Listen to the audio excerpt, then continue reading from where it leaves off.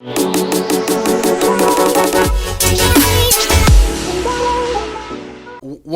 of your quotes that I thought was amazing at Content and Convergence, or Traffic and Convergence Summit, was that your content needs to be better than butt cheeks.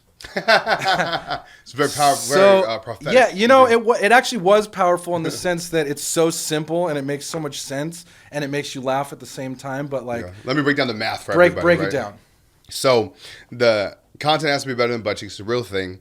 And it's because, you know, if you ask like 9 out, and I'm making up this stat from my ass, but if you ask like 9 out of 10 business owners or people who are starting a business or growing their business, whatever, you say, well, what's your plans to get customer?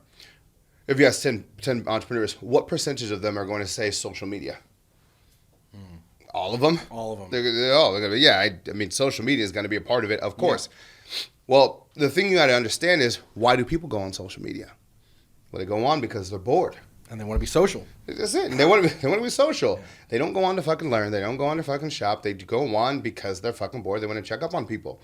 And so when they're scrolling, what's typically in their news feed is entertaining shit. Sometimes some sexual shit, like following girls on Instagram, oftentimes who are showing their butt cheeks. And also there's politics, and then also there's family vacations, and then also there's motivational quotes and memes and fancy cars and lifestyle things and all these things.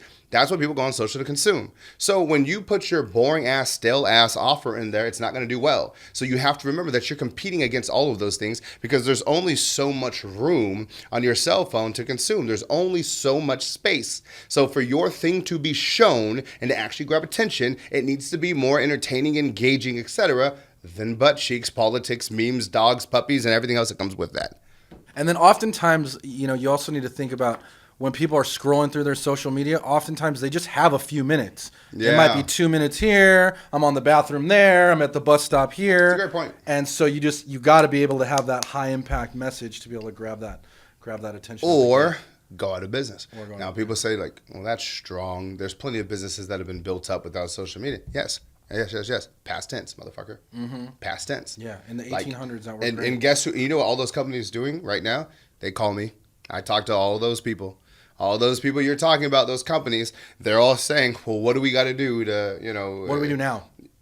Exactly. Now, they do have an advantage because the truth is social media hasn't changed business. It just changed the method of the way we communicate. The fundamentals are the fundamentals. Sales are still sales. Marketing is still marketing. Instead of putting it on a billboard, instead of putting it in a magazine, we're just putting it on a Facebook ad, right? So the fundamentals are still the fundamentals, but you got to learn the new shit.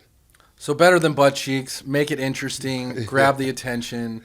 Another question I had for you. Or put butt cheeks in it. Or put butt cheeks in it, which I'm sure you've probably done or will do. Well, I was going to say we have it, you know, like, especially now I'm a dad, 3-year-old, probably won't be any butt cheeks in my videos.